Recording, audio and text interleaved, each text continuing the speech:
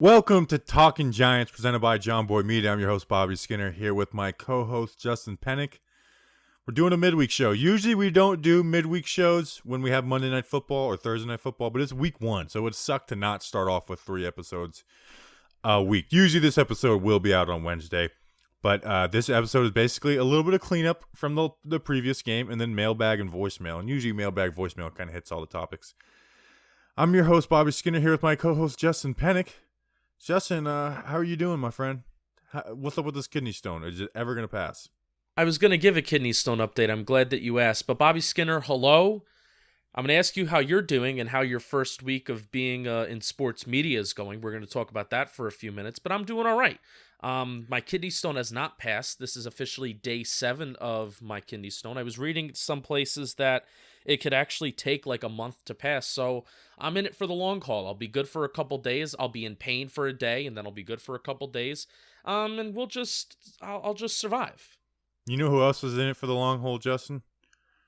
Kyle Knox. He will knocks you out. He's better than Kevin Knox. I'll just say it. And I was a Kevin Knox fan for the Knicks. Kyle Knox is better than Kyle Knox. And then Ethan Ghostlaw.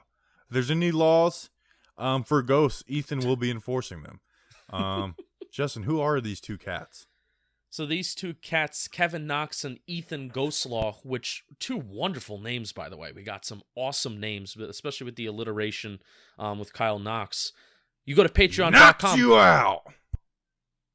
Patreon.com/Talkin Giants for $2 a month. 1-2. You can get access to live shows as we record them, especially on Sundays after games, which there's going to be a lot of Sunday games, which is nice for us and nice for everybody else who works. You also get free entrance into raffles twice a month for free shirts, and you get behind-the-scenes access to other early content that we may put out. Patreon.com/Talkin Giants. You said those who work. Are you didn't say that I don't work anymore? Those who work. That was a little shot. I was a little shot at you, Bobby. Now that you're a snobby media member, how was your first week, your first full week going as a full-time media worker? I straight up hate it. I miss working outside. I realized this week how much I love cleaning pools, how much I love every day putting my shoes on, getting out in the sun, and sweating. I truly miss it. I know some people they dread that. I can't stand that I'm sitting down all day. I hate it so much. Now I'm getting out to the beach or going out to the lake in the morning to get outside and I actually will start working out tomorrow now that my foot has pretty much healed all the way. But still, I miss the outside. And I did feel myself getting a little bit of snobby because they didn't put the All-22 out this week. And I just wanted to complain online about how, you're messing with people's livelihoods. This is some people's jobs. And I realized that's who I hate. So this morning, there was no one out on the golf course, but I had my phone out ready to yell at golf course people to remind people that I'm not snobby. But they weren't out this morning. So no golf people had me yell at them and honk my horn at them while they were in their backswing. You mentioned how putting on shoes was like a good part of your day.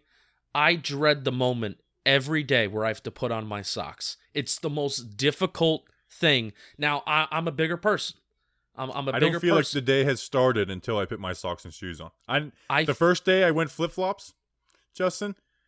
These last 2 days, as soon as I wake up, I use the bathroom, brush my teeth, and then put my shoes on, and then I leave the house.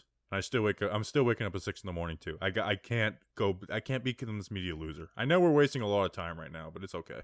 My day automatically gets 10 times worse than when I put socks on. Because here's the thing, and here we'll get to Giants football.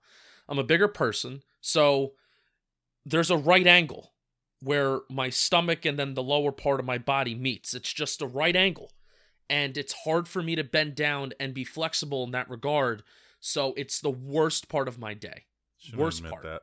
You shouldn't admit that. So I don't care. It's all good. It's all good. All right. Giants obviously lost to the Steelers. You probably have already heard our post-game show from that. We'll get the mailbag voicemail in a second. How are you feeling, though, about the Giants as a whole? Because I think I'm surprised about how positive people are, because usually after a loss, it's just negative Nancy's no matter what, and deservedly so. Losing sucks. But I feel like most people are pretty positive.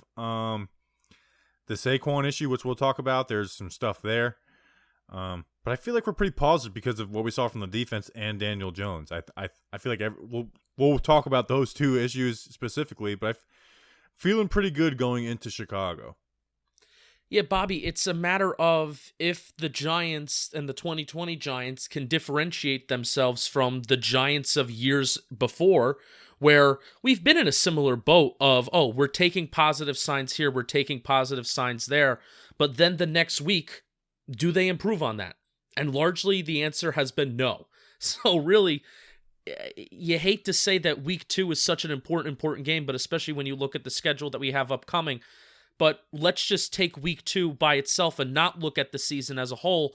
Can the 2020 New York Giants and can Joe Judge take the good things that we did and the positive things, continue to build on that, but also fix up some of these little itty-bitty mistakes that we did have, and things that frustrated us, like, running, like with the heavy personnel, like with sticking to the run on first down way too much and way too long. Can they fix these little things that made us, irk us, and also Daniel Jones's silly turnovers?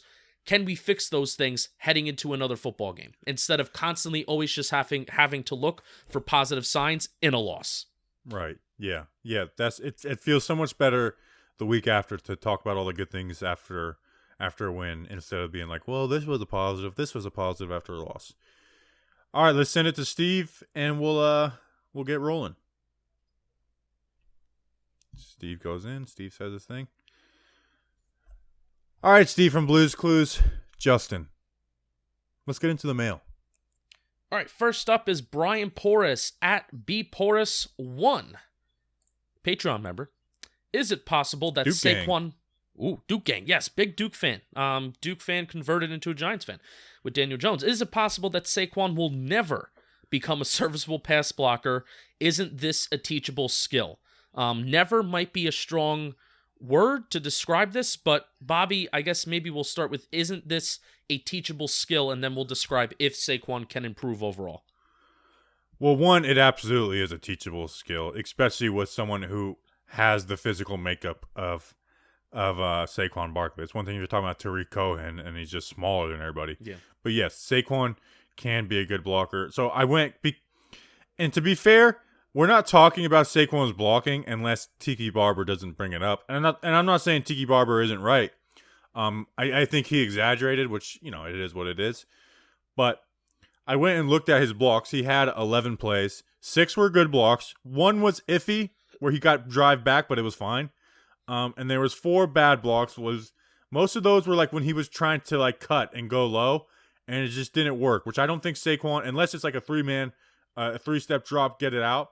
That's where you can do those things. Yeah. And then the one really bad one wasn't just like, he wasn't physical enough like Tiki was saying. It was the fact that he missed the blitz.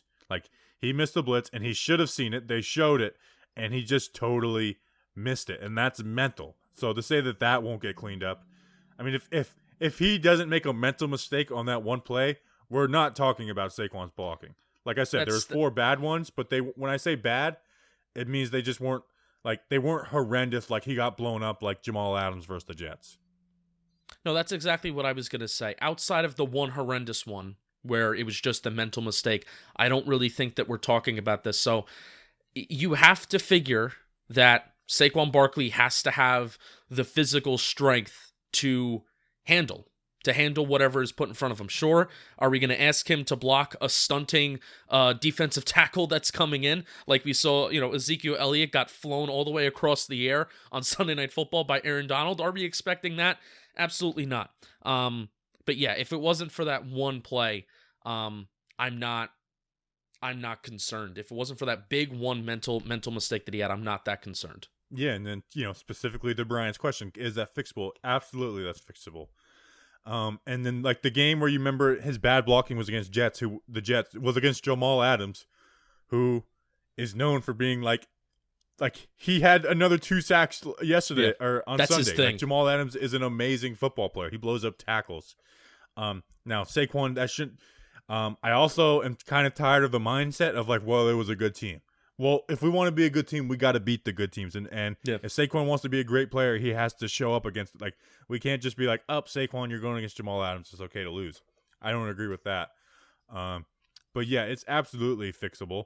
And I listened to what Tiki said, and I don't think Tiki was being overly negative, but this idea, I don't think it's an idea of him like just Saquon doesn't like contact. It's just I don't know what it is. And I don't know what the issue is because he has all the gifts to be a good blocker. But I also disagree with Tiki where it's like, oh, he can't be a 3-down black. Like, come on. Like, let's relax on that. Yeah. Yeah. That's... Yeah.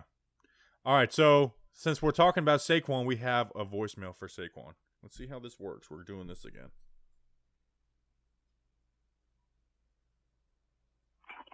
All right, hey guys, a long-time listener. I actually have my own podcast called the Mets News Podcast. But anyway, back to the Giants. I love Saquon Barkley a lot, but I feel like if the line's not ready, was it worth drafting him in a sense? And because it's not his fault that he didn't only rush for 15 yards. It's just that the line is terrible. It had no time to get mojoed. They're still a young team. And I know Saquon Barkley hits free agency soon. All right, so he got cut off there, but he basically got his question off. The Giants have failed Saquon so far in his career. Now, I know where you stand and a lot of people stand with the Saquon issue. And I don't flat out disagree. I'm cool with the Saquon pick, and we'll get into it in a second.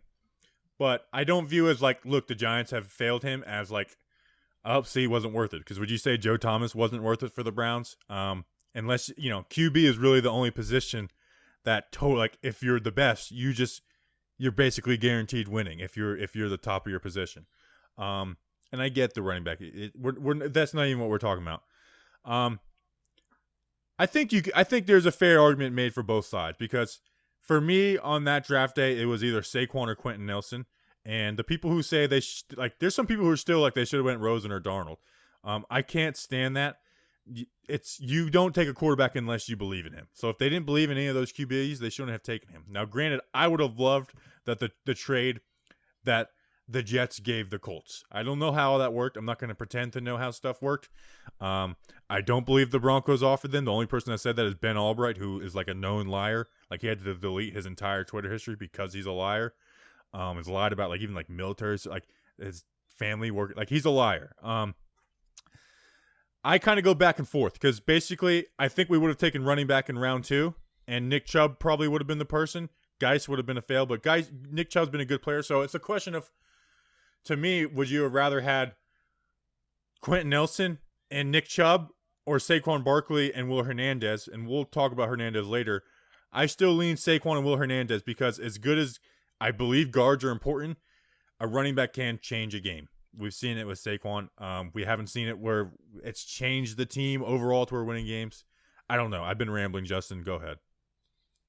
Yeah, you said that we weren't exactly going to bring up positional value. I think you were hinting at that, but I am. And my stance has been the same, but also I'm not going to be like, oh, super mad and super pounding the table that they took him. I was super mad and pounding the table at the time, but time has passed, and I'm confident in the direction that the Giants are going. But so the question is, was taking Saquon Barkley worth it? Simple. It's worth it if they win, right? Just yeah, like that. Just the question like to me anything. is like, what player would have made like Lamar Jackson is the one answer where it's like, okay, that would have been the right pick, because of what Lamar is doing. And someone actually asked us a question about Lamar. We'll get to later. But I mean, I just don't look at anybody in that draft and being like. And it's like they changed the way this team is winning games. Quentin Nelson does not change. I don't think he adds a win in the last 2 years. I'm sorry, like I just don't. Yeah, so I'm not ready to play Monday morning quarterback like that, Bobby. And that's why you're not going to see me pounding the table over taking him, even though I really disagree with it, because really it comes down to a philosophical standpoint, where a lot of people on Twitter, and when we have this conversation of 2018 and the number 2 draft pick and was it right or wrong, a lot of people therefore ask, if you disagree with the pick, they go and they ask, oh, well, who would you have taken? Who would you have taken? And you know what? That's where you got me. You got me. I wanted a quarterback because in my mind, in my brain, that was going to be the last time that the Giants were going to have a top 5, top 10, maybe not top 10, but a top 10, top 5 or a top 3 draft pick for the next 10 to 15 years, because I wanted the quarterback, because I knew that Eli Manning was done. I was done with Eli Manning after 2017. I think the Giants were. I was fine with that team going for it. And I know we disagree. I was totally fine with that team going for it. And I think it was a couple wasted seasons there, because I think the Giants were ready to move on. But we're not going to talk about it. That's not. But I'm just telling you my brain, and philosophically, I do not agree with taking a running back at number 2. I just don't. So you can Monday morning quarterback it all day and say, well, Justin, who would you have taken? Who would you have taken? Would you have taken Darnold? Would you have wanted Rosen? Would you have taken Mayfield? Would you have wanted Nelson? Would you have traded down? I don't know. I can't go back and do that. I'm also not a general manager. At the time, I was 20 years old. Also, so I was a kid, and I was barely still just getting into this. So, but philosophically, Bobby, because of the value of the running back, and because running backs are so predicated on the success of the offensive line, and have we not seen that? Especially, was week 1 not the pure prime example, and a lot of games in 2019, the pure prime example of running backs just being so dependent on the success of everything else around them. And I even, I wrote the blog over just over the summer about Saquon Barkley and separating offensive line production and his individual performance. And the individual performance that a running back gives you is just not a lot. It's really not a lot. Of course, there's the receiving game as well. But Bobby, we're still going to be talking about positional value. Let's jump to quarterback. And I know that may not be the most fair thing to do, because quarterback is just so much more valuable than everything else. But Daniel Jones, Monday night, nothing was working around him. Pass protection was solid, but really nothing else was really working around him. But it was his arm, his decision-making, his ability to push the ball down the field, his mobility that kept us in that football game. And it also, his decision-making also lost us the football game, you can say. So that position is just so valuable, and at that time, ignoring it, I feel really set us back a couple years. Now, let me say, I'll end on this. Am I happy with where we're at? Yes. Do I still disagree with that 2018 pick? Yes. But I'm also not going to Monday morning quarterback it, because I know that the options of Darnold and Rosen, suspect. And that's where, you can't just stuff has to take. If you can't take a quarterback, you don't believe him. Exactly. So if the question was Jones or Barkley, then I agree. I would have went Daniel Jones. Anyways, let's move Bobby, on. I really do hate having this freaking conversation over and over again. No, I'm not going to act like, and just because I disagree with it, I'm not going to be this person that's going to act like, oh, I wanted Quentin Nelson or I wanted to trade back. I'm not going to act like that. So it was a tough situation, but philosophically, I would never, ever do that. Never take a running back. All right, next question. Next question. We have back to football. Tim Coffey. Based on Engram/Barkley's all-pro level of play, are you ready for that 13 and 23 personnel yet? We kind of saw it a little bit. We saw it too much, Tim Coffey. It was a bad night for you, Tim. Yeah, Engram at wide receiver, let's face it, in 13 and 23 packages, that's what he is. Split him out wide and an effing wide receiver. So he really wants to see Evan Engram off of the line of scrimmage on 13 personnel and as a wide receiver. You can play Evan Engram at tight end, but you can't play him at tight end when you are bringing 2 other tight ends and having them all together. Because then you're just asking for him to fail that way. When you have him and 3 wide receivers, a running back, and stuff spread out, you can play Evan Engram at tight end. You can work him on a double to a linebacker. But when it's like, hey, man, just go block this defensive end on the interior, that's when it screws us. And I did a breakdown on it. That's where it screwed us. Evan Engram played horrible. His stock probably has never been lower after that game. But I just don't see him moving out to wide receiver. I just don't see it happening. But it's the 3 tight ends running 8 versus 9. We can't continue to do that. That's where I stand with the whole 3 tight ends. I say we should use all 3 tight ends, but not having them all 3 boxed up together and trying to run right into the teeth of a defense. We can't do that. Yeah, Bobby, you broke down the Especially personnel the Steelers. You broke down the personnel grouping frequency versus the Steelers on Monday night, from Monday night, and we ran 13 personnel 32% of the time, which, again, 13 personnel is 1 wide receiver, 3 tight ends, 1 running back. So 32% of the time, and you also made clear that it wasn't until the fourth quarter where the Giants were losing and they started to spread it out a little bit more, and what are you doing when you're losing? You're throwing the ball. So actually that percentage through quarters 1 through 3 is actually much higher. So we were really running out of 13 personnel and heavy running formation so often. And Bobby, why that's a bad thing, we talked about it on Monday night for Tuesday's podcast, but now I actually gathered some stats and I actually looked at all of Saquon Barkley's rushing attempts from Monday night, besides one. There was one really good rushing attempt that he had on like a 3rd and 18 that was a draw that went for a lot of yards. I avoided that. I didn't count that because it's just a wasted play. So the Giants, on average, for Saquon Barkley's rushing attempts, were running the ball into 7 3/4 men boxes on average. So most of the time they were running into like 8, 9 men boxes, and you're just setting yourself up for failure. When you're running into those boxes and you're in heavy offensive personnel, when you're having 3 tight ends on the field, when you have 2 tight ends on the field and you have Elijah Penny out there, you're just setting yourself up for failure, asking a brand new offensive line to go up against. I know you said we need to stop using the excuse that we're playing a good defense, but coaching needs to adjust to the circumstances. We're a brand new offensive line playing a stout defensive front in the Pittsburgh Steelers. That's one of the best in the entire National Football League. It's unfair to expect these guys to just go pound to pound, head to head, and we're going to win our matchups. It's unfair to expect that week 1. Yeah, I agree. All right, so the next one should be a voicemail. Let me pull it up. Sorry, I'm getting used to this. Oh, can't play that one. That one's only for Patreons later. Sorry. That guy said some bad stuff. Can't play that. All right, here we go. Hey, Talkin Giants. This is Greg from Connecticut, diehard Bleed Blue fan. Question for you. How do you guys feel about Jason Garrett's first week performance as the new offensive coordinator? I have a few opinions, but I wanted to hear your guys first. Thanks a lot. Thank you for calling in. I'm Greg from Connecticut. So, I was kind of surprised about some of the stuff. The 3 tight end stuff, we basically just hit on that.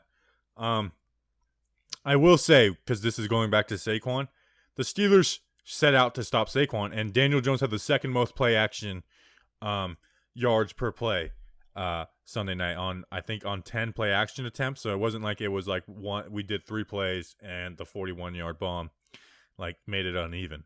So Bobby, do you need a successful running game for play action to be successful? You need, but they were going. They were going at Saquon. He's the best top 3 running back in the league. Okay. They set out to stop him. Okay. They set out to stop him, which they did. Credit to them. Some things I didn't like from Garrett. I did like the passing game a little bit because I like what the mindset of Jones. Like, we're playing this good Steelers defense. Get the ball out quick and then pick and choose your battles. That's exactly what he did. The only deep shot was a touchdown. He picked and chose his battles, getting the ball out quick. Also held on, had some ballsy throws. And the more we'll talk about that when we get asked about Daniel Jones. But I like what he did with Daniel Jones. What I didn't like, you pointed out, we only ran to the left one time. And Will Hernandez played just fine. I don't know why people were trashing him. Andrew Thomas played really good. I don't know why we didn't run to the left more. Didn't like that. We didn't run any RPOs. And with Bud Dupree screaming off the backside, an RPO would have helped because that means Daniel Jones could have took one.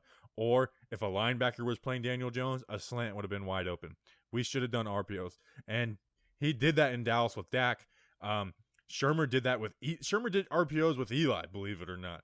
And he did it with Jones. I don't understand why there wasn't any RPOs. And I know you got a couple other things on motion and stuff. Yeah. But first we'll go to that directional running for a second. There was actually 2 rushing attempts that went to the left side. One was by Dion Lewis. His only carry was he avoided a defender in the backfield. He actually broke a tackle, and he got 1 yard on the play. So all throughout that Monday Night Football game, and I believe this includes Jones scrambles as well, because Jones was scrambling to his right.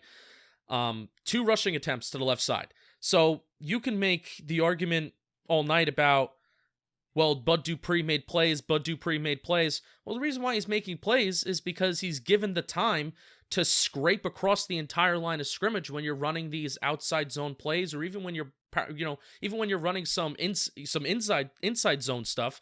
But when Saquon Barkley has to stop because there's already a guy in the backfield, no wonder an unblocked edge rusher in Bud Dupree is going to come back and sweep up and make that play. So that's one thing.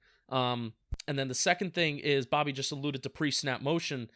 The first column that I'm going to read is motion at the snap. So the first percentage that they used was 1.6% of motion at the snap.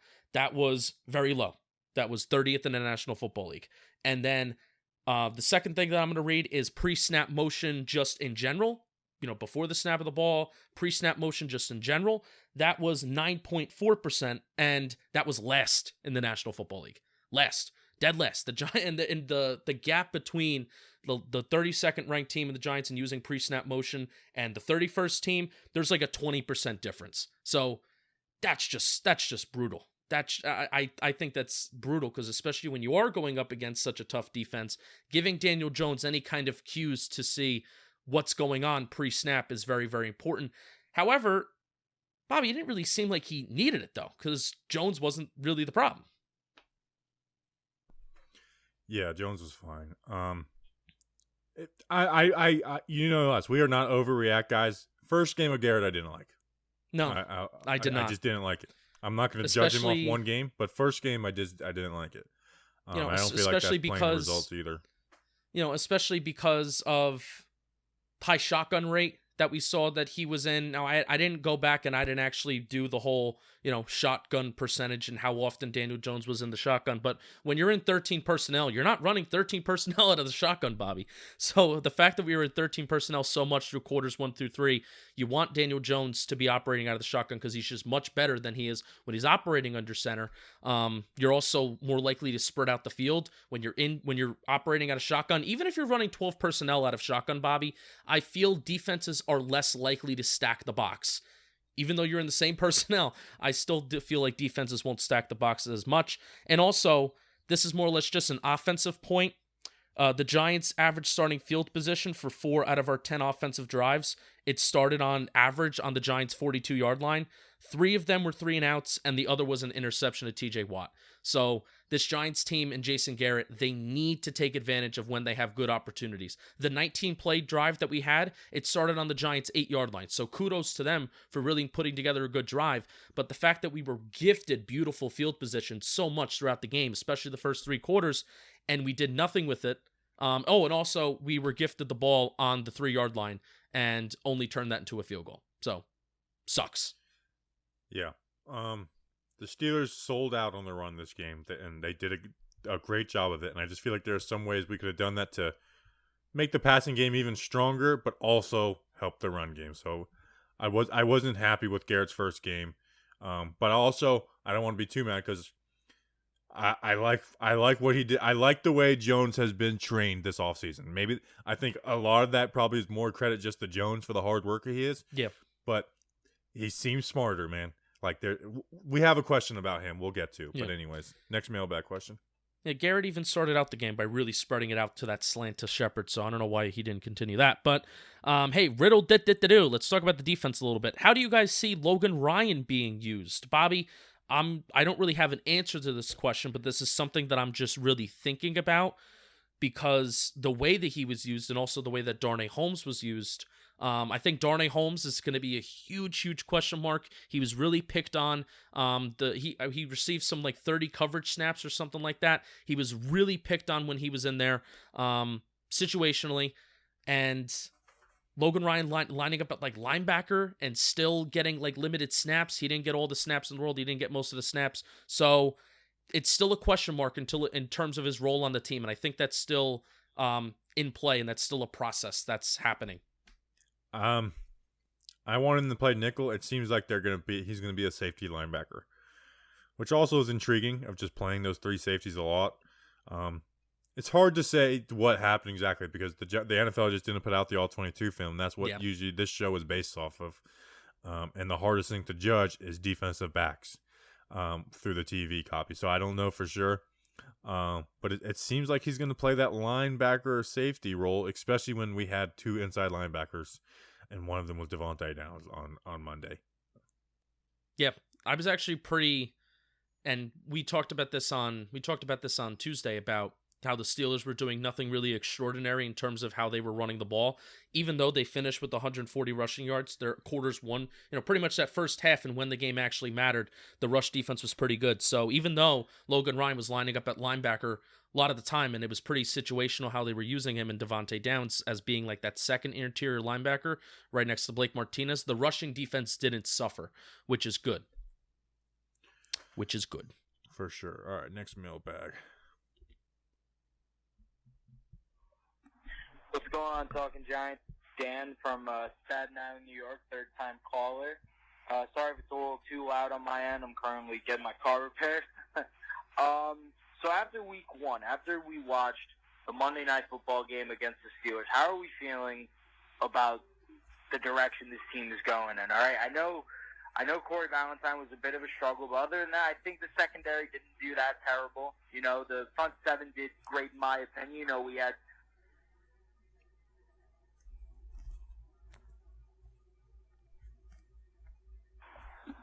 What's going on, Talking Giants? Oh my gosh, what did I do? For a loss. I'll edit it. Keep it going. I got it. Tackles out there, getting 1 tackle for a loss. We got Leonard Williams finally getting a sack. I think that's a big plus in my opinion. And the offense, we got to get the rush game going. But to be fair, Steelers, they have a great defense. I can't lie about that. But overall, I just want to hear you guys' opinion on this. All right, go Giants. Thank you. So basically, the question is, what are your thoughts on the defense as a whole? I'm pretty happy with what the defense is. I thought the things that we expected to struggle didn't struggle as bad as we thought, and we saw guys play really good. He mentioned Leonard Williams and Dexter Lawrence. Those dudes brought it. They brought it in the game. Lorenzo Carter seemed to show up. Blake Martinez was making plays, and then in the secondary, I like what Graham did. You'll look at the end of the game and say, "Ooh, Corey Ballantyne." But they hid Corey Ballantyne basically as long as you could, and then they started doing some comebacks and stuff like that. And I think Big Ben's a good QB, and the Steelers have some good wide receivers. And my hope going into this game is that, these next 2 weeks we are playing Mitchell Trubisky and Jimmy Garoppolo. I think we can hide. Corey Ballantyne a lot better on those guys than we can against the Steelers. So that is the hope. The Giants advanced stats, regular stats, were kind of middle of the pack in almost every category, like right around that 14th to 17th area. And with what we expect of this defense, I am very happy with the defense because they exceeded my expectations. Maybe my expectations were too low, but I'm happy with what we saw out of the defense and Patrick Graham, besides the 2-minute drill. Yeah, my only worry is that smart offensive minds, and cough, cough, Kyle Shanahan is going to do this. He is going to these offensive minds and these offensive-minded coaches, they're going to find ways to exploit the weak parts on the Steelers defense. And the Steelers didn't do it until the second half. Now you can I'm not smart enough to where either that was negligence on the Steelers' part or that was good for Patrick Graham for scheming and hiding Corey Ballantyne, hiding Darnay Holmes. I'm not smart enough to make that determination. We also don't have the All-22. But yes, you overall have to feel really good, especially with the individual performances that you got. It wasn't just by chance that this defense, played pretty well, especially throughout the first half. It wasn't by chance. Leonard Williams did have a sack. Dexter Lawrence did have a sack. Lorenzo Carter also had a sack. There was some more QB hits. Leonard Williams had a few QB hits. Lorenzo Carter, by the way, played 98% of the snaps, and then the drop-off with the rest of the edge rushers was just significant. I don't even know if another edge rusher, this includes Zimenez, Fackrell, Golden, I don't know if another edge rusher had over 50% of the snaps. They didn't.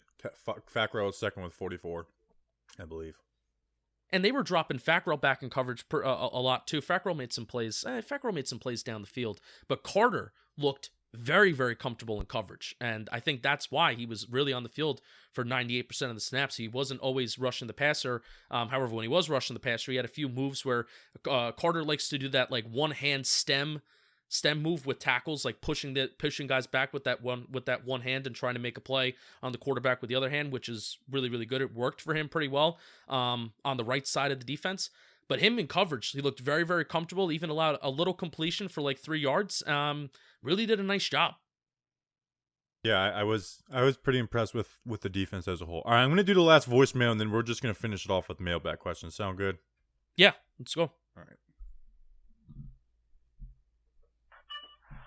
Hey guys, I just want to let y'all know I'm very, very pleased with what I saw on Saturday. Defense is flying around. After DJ threw that pick, kind of deflated the tires a little bit. You know, took the wind out of the sails. Makes sense. Got a little sloppy after that, but you know, I'm proud. DJ played a good fucking game, and Whoa! you know, give Saquon the ball still because you know he's still a beast. All right, Bobby, I don't know what half of that voicemail said, but it complimented Daniel Jones, and it dropped an F-bomb, so yes, I'm with you. Yes. Yeah, Jones. I am very impressed with Jones, man. And I did looked at the advanced stats that Pro Football Reference does on him. And I mean, let me just read some of these. One, it felt like Duke all over again. He was second in pressure percentage and second in drops. But I'm gonna interrupt you. I'm gonna interrupt you for a second, and I'm gonna ask you. Again, you're getting into analytics, so I'm gonna challenge you a little bit. You do have to remember when we talk about pressure percentage, you do have to remember that Daniel Jones did hold on to the ball for slightly longer than average. His average time to throw was around 2.72 seconds. Now, do we? But if he didn't do that, we would have missed plays like that drive. Correct. No. Let me that 19-play drive. Let me finish, Bobby Skinner. Do we think the pressure percentage is inflated because Daniel Jones does hold on to the ball, and that is a good thing? That is a good thing that he wants to push the ball down the field. So that's where my brain is at, where a lot of people are bringing up offensive line pass protection, and Daniel Jones being pressured. He's being pressured because he's willing to stand in the pocket and make plays down the field, and not just being check down, because if he was checking the ball down constantly left and right, then the pressure percentage would be a lot lower. Yeah, but we also want him to we need to protect for him to be able to make those plays. Like, it's not like which I think he was. He was protected. He was pretty protected this game. I thought that 19-play drive, people will remember the last play. But you know what? Here's why that last play, the further away from we get it, the less I'm bothered by it. There's 3-4 plays where it's similar to that. No, not like, running across his body, but where he is hanging in there. I mean, hanging in there to make a play. And if it didn't, so I get that you don't want that interception, but then, the bad happens with the good sometimes. DJ's gonna make some of those plays going forward because he makes those plays that wow you. So, the whole the pressure's higher. We need to be able to block for him to hold on to the ball a little longer. But Bobby, how much longer can you expect the offensive line to block? Because he's already holding on to the ball for decently long, and that's fine. When it's designed to be longer. When it's not, less. But my whole point is that after watching, and again, we don't have the all 22, unfortunately, but after watching the condensed version a second time, and particularly looking for moments other than obviously just Cam Fleming being bad and Saquon Barkley obviously allowing a sack, and just the snap of your fingers and somebody misses an assignment, the pass protection was pretty darn good, and it did allow Daniel Jones to make those plays down the field. That's my point. So a lot of people, that's what Fleming is. But a lot of people that are pointing out how the pressures were high and the pressure percentage was high, I think that's skewed because Daniel Jones does hold on to the ball. And I'm not saying that's a bad thing. It's a good thing. We both agree on that. But again, when you're looking at these analytics and when you're looking at these numbers, you have to remember that they're nuanced and it's not just because of one particular reason. I mean, they also blitzed him 26 times, which was first in the NFL. So that has something to do with it too. It wasn't just him holding onto the ball. They blitzed the crap out of him. I'll be interested to see if teams do that going forward. But he's had the second most drops. If you account for drops, his completion percentage goes up 10%. He was hit 4 times. That was the 6th most. Hurries 9 times. That was the most. Blitz was the most. We didn't run any RPOs. Yards per scramble, 7.7 yards, 12th. Yards per play action, 12.5 first. The Steelers wanted to stop the run. They did that, but it made them a little weaker on the back end. Not a lot of yak. And he was getting the ball out quick because the air yards weren't, like, he was 26 in air yards. So he has some times where he's holding on to the ball.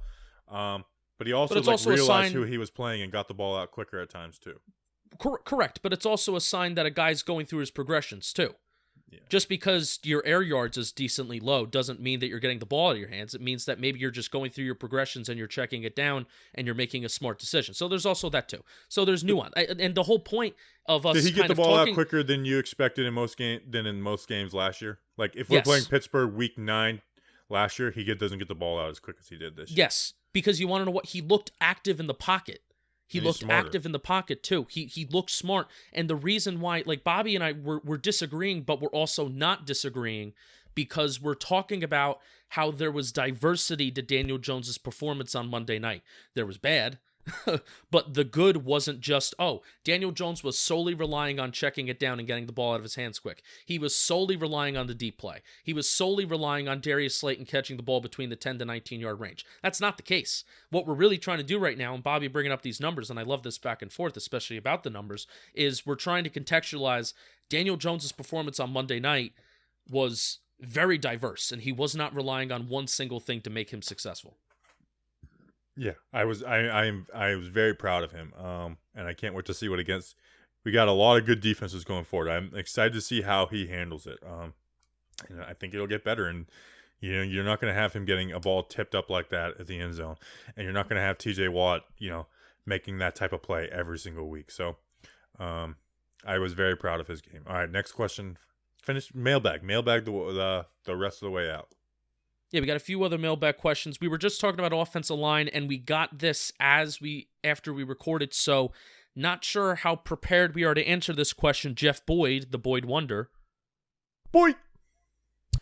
Are there any O-line free agents that could replace Cam Fleming, and keep Gates at center? Which I wouldn't think so at this point. If we're talking about the start, I would rather start Matt Parrott than pick someone off of the scrap heap that didn't make a 53-man roster, right? Do we have any other questions about the offensive line? So, cause we do need to clear up some Gates, Zeitler, Hernandez stuff. Is there any other questions? No other questions about the offensive line, unfortunately. So, I went back and watched again. Gates struggled more than I thought than when I watched I went pretty quickly on Monday night because it was a night game.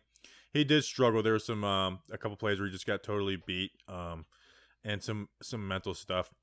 And it's fair because, I was taking a victory lap on Thomas. They're like, okay, but what about Nick Gates? He struggled. Gates may not work out at center. And if he doesn't, and if he continues to struggle, I'll be the first person to say it. Maybe I won't be the first person. Actually, I won't be the first person. But this is what I'm saying is we're not going to figure that out after one game. And they're like, well, how come you're out on Fleming after one game, you're high on Thomas, and then Gates, it's a wait and see type of thing. Well, Thomas, what we saw at Georgia translates to the NFL quick. And that's one thing we liked about Georgia, or him at Georgia, is when he went up against the NFL players, K'Lavon Chasen, Josh Allen, Julian Okwara, he dominated those guys. So that's why I was not afraid of Bud Dupree. Going into this game, I was not afraid of Bud Dupree. What I did say going into the game is that Cam Fleming's just not good, and I'm not expecting much out of him, and he's shown that. So he is who I thought he was, who he was in Dallas last year. Gates, we've seen him go 3 for 3 in his career, not at center. I understand that point. But if he doesn't work out at center, we're not going to know after one game. You have to give it time. Let him figure it out. We've seen him be a good offensive lineman, and if he's not, then he switches back to either guard or tackle. But I think moving him to right tackle right now would be short-sighted because then we don't have any option for center. Pulley, who was like people who calling for Pulley, think about what Gates was. Pulley was worse against the Jets. That was going to be my next question to you to kind of just contextualize what we're experiencing, Bobby, was this game just flat out worse than what Spencer Pulley did last year? And if the answer was no, then it's all right. Let the kid grow. Let the kid rock and roll. Yeah, and you know what? He may not be the long-term center either, but he's better than Spencer Pulley. And if he's not, then we try and figure out who our center is going forward, whether it's through free agency, the draft, and Gates either plays right tackle if Pear isn't good enough, or he's replaces Zeitler if we move on from him, or he's a rotation guy. But we have to give Gates time. It would be silly to not. And coming off the COVID offseason, we said to expect some weird stuff, especially with this offensive line. We saw it. And Kevin Zeitler played bad. That was the worst game Kevin Zeitler played as a Giant. I thought he played worse than Gates. And then Will Hernandez played fine. I saw a couple people being like, Will Hernandez just isn't good. Will Hernandez played just fine. And new listeners, please never tweet PFF grades at me. I don't respect PFF grades. They do some cool stats and stuff like that, but don't tweet their grades at me. Sorry, I ranted way too long, Justin. No, it's fine. It's fine. I guess, to put it just to put a bow on it,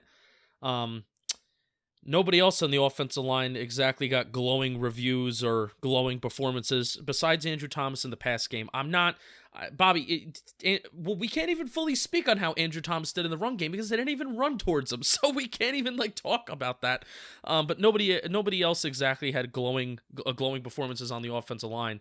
So criticizing Nick Gates because he was slow to start at center, and again, not to keep on saying that this was a good defensive front, because we're going to be playing good defensive fronts all season. Give it time. But Bobby, just offensive quickly, lines get better as the season goes along. They do. They flat out do. The communication, that's probably the group that needs the longest to. I mean, no, it is the group that takes the longest to communicate with each other, because more than any other position group, they have to flow together and work together in harmony and like a symphony. I will say about Andrew Thomas, I just wrote down some notes when I watched the condensed version. I purposely slowed down some plays, and I got really giddy. He was so fun to watch, Bobby. Beautiful footwork, quick and balanced feet, holding his own, not allowing too much penetration. It not only was we describe Andrew Thomas as a prospect as the guy just did his job, and it may not always look the prettiest, but Bobby, this just looked beautiful. He was a technician out there. He didn't allow that penetration, and lo and behold, we had good left tackle play, and we also had better quarterback play. See how those two things are somewhat correlated to each other. Yeah, very impressed with Thomas. Next question. We only have a few left. Let's go to this.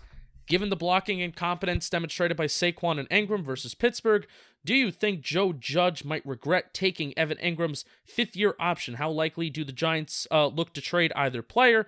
I'm already dreading Saquon's next mega contract, but that's a whole other conversation. And this is Tauzino at Red Yeti 9. I'm sorry I did not say your name in the beginning. I'm also dreading the Saquon extension. There's no reason to not pick up the option on Ingram. You don't lose anything. If anything, it helps. It makes it easier to trade him if you want to trade him. Ingram had his worst game. I've never been as low on Ingram, but I said the other day he could also have one of those 4-game stretches where he's having 100+ yards and they figure out how to use him better. We know who Ingram is. Use him better. The drops, that's totally on him. There's bad stuff, but I also I don't want to put Evan Ingram in those situations where he needs to be like this great blocker either. So, but yeah, there would be no reason to not pick up the 5th-year option on him. Yeah, that's the whole point that we started off the show with when we were talking about the rushing offense, about using that heavy personnel, especially when you have Evan Ingram out there and you're relying on a player that's a good effort blocker, but he's just flat out, he's not a great blocker. He's a good effort blocker. I wouldn't even call him a good blocker. You're setting yourself up for failure, and you have to know that if you're the Giants. So that's where we're at. Rooting for him to really pick it up because this offense needs it. I'm not really freaking out over it. Guys have bad games. I'm not freaking out over Evan Ingram. If he does it again week 2, then I'm in a more negative spot. Next question. Let's roll for these last few. All right. At NY Giants Talk 3, would either of you give up BJ Hill and a third-round pick for Allen Robinson? Absolutely. Allen Robinson's an awesome player. He would change teams to run a little more too high safety. It helps them. You give Jones those two options of him and Slate on the outside. Shep fits back in the slot. Absolutely. Allen Robinson was already my number one free agency target for 2021. If you can trade him and lock up an extension, we don't want another Leonard Williams situation. And when I say, like, not lock up the extension after the year, like you trade for him and you sign him to the extension the next day, I'm all for it. I think Allen Robinson's a great player. And miss me with, well, we need other positions. Trading for Allen Robinson doesn't stop us from getting other positions. No, and teams have done that before. Teams have traded for guys, and then literally the next day they put pen to paper on an extension. So that's not usually realistic. what it is, honestly. Yeah. When it's a contract dispute, that's usually what it happens. I think the Bears are going to ask more from the Giants than BJ Hill, who's like a fourth string interior defensive lineman, has more talent than that, and a third-round pick. I think they would ask for more for Allen Robinson, but if that's the offer, for Evan Ingram straight up. But that Alvin Tomlinson straight up. That wouldn't make sense because you're talking about both guys who need contract extensions anyway, and Allen Robinson needs a contract extension. So obviously those guys aren't going to get as much money. Straight up.